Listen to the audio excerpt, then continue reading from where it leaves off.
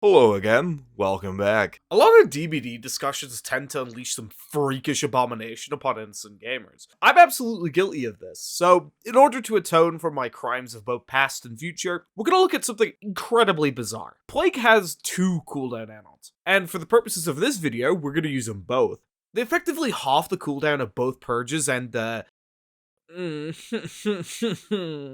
this certainly makes them the add-ons of all time. They're used primarily for the full infect combo, slamming your head on the desk while spamming and doing a little trolling.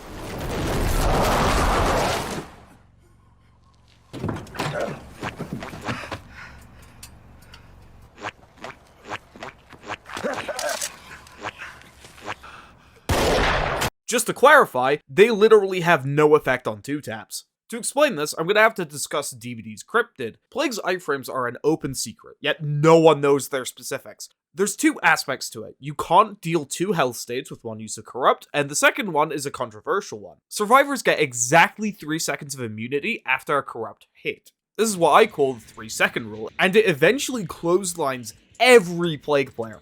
Hiya, girlie. Oh, that's the 3-second rule, by the way. Thanks to the fact that it's not even told by the game, I had to figure that out on my own. How I accomplished this was by essentially slamming my head against the wall and entering into psychotic delusion. I didn't get around to covering it after a frankly embarrassing amount of time after discovering it.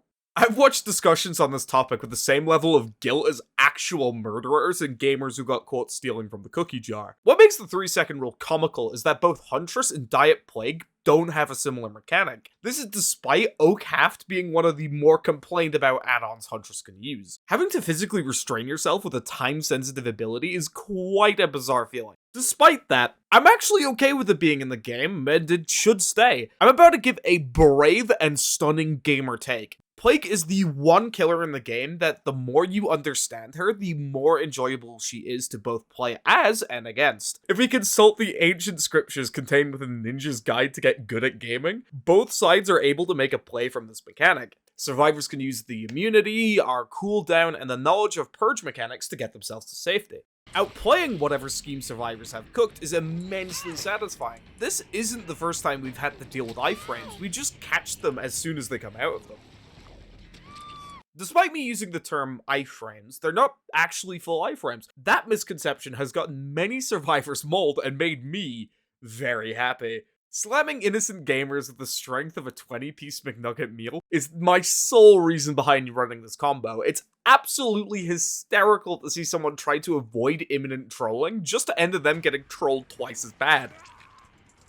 You fucking fool! In my prestigious, scientific, and professional opinion, the cooldown add-ons are well worth it for entertainment value alone. Despite how rare they are, her combos are immensely satisfying, and the cooldowns allow them to happen more frequently. While more common than the definition of skill issue, the full infect combo does require you to be the SEAL Team 6 of gaming. It's the exact same principle as Billy and Bubba's back rep. The only difference is that we don't have a movement ability. Survivors are able to gain distance through our charge up and cooldown. This is regardless of if we fuck up and miss. Cooldowns effectively halves any distance survivors gain, which I don't even need to say what that allows. Now, here's where a lot of gamers get caught. While the reduced cooldown for combos alone are pretty balanced, you might think that these add-ons should be merged, and I'm gonna say, you were cooking, but you forgot about one really overpowering ingredient. The current unmerged add-ons are a major balancing issue due to the fact that these add-ons encourage plagues to cut off any higher brain function.